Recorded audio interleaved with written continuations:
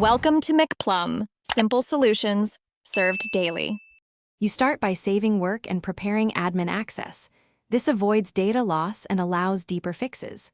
Once done, open Task Manager with Control plus Shift plus ESC and locate Windows Explorer. If the taskbar won't respond, select Explorer and click Restart to refresh the shell. This often restores click handling.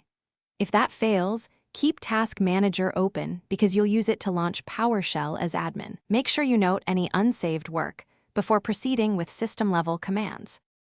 You next repair corrupted system files to address underlying causes. Open PowerShell as administrator from Task Manager. Type sfc/scano and wait. This fixes integrity problems. Once that completes, run dism/online/cleanupimage/restore health to fetch and repair component store issues.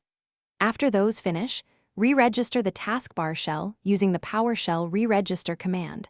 This reinstalls the UI components that handle clicks. Make sure to reboot after these steps to apply repairs and check whether the taskbar is responsive. You finish by isolating user profile issues and restoring system state if necessary. Boot into safe mode to see if the taskbar works. If it does, create a new user profile and migrate data because the profile may be corrupted. If the problem appeared after an update or driver install, uninstall the suspect item or run system restore to a known good point. If none of this helps, the one key troubleshooting tip is to perform a system restore before a full reset. It's faster and preserves.